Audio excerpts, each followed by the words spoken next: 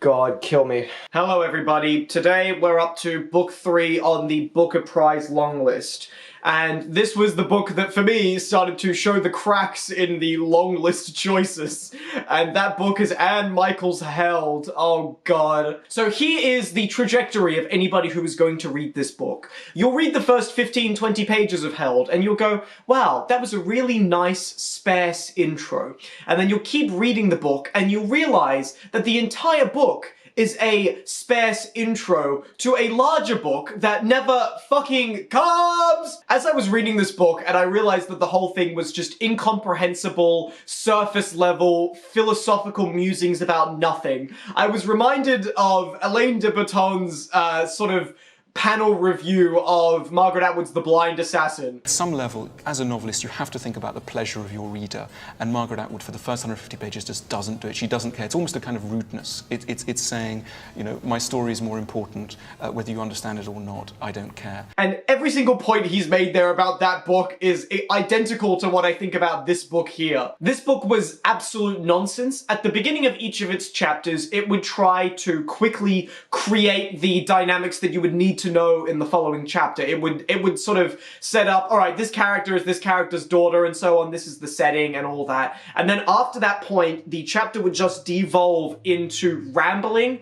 about, man, isn't life beautiful, man? Oh my god, nature is such harmony, man? Oh my god, can love pass down through time, man? And you could delete maybe half of this entire book and those musings would remain exactly the same. They are not expanded on in any interesting way at all. There's no plot to this book that I can think of. It's just an excuse for Anne Michaels to go, life has so much meaning, man! Writers should create meaning and beauty out of situations that involve normal people and the relationships between normal people.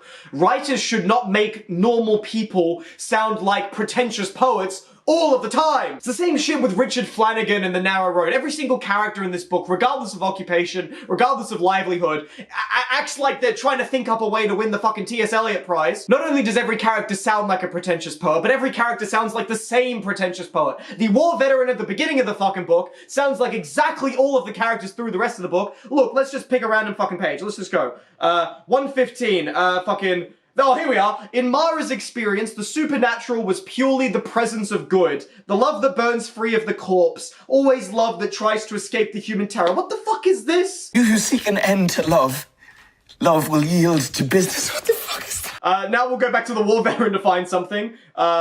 Is the soul in death consciousness without matter? Everything he thought is dualistic, nothing is alone. Like, what the fuck is this? It's all the same, it's all the same! All of Richard Flanagan's worst, most saccharine impulses are flooding this thing. I've made fun of Flanagan before for that one quote from Narrow Road to the Deep North where one of the characters says, why do we look at clouds? They don't mean anything. And another character says, because they're everything, which is like giga cringe. I've used that a lot. And this entire book is just loosely connected scenarios to create these philosophical musings that are on that tier. Let's just find another quote here. This is actually quite fun. Okay, let's just like...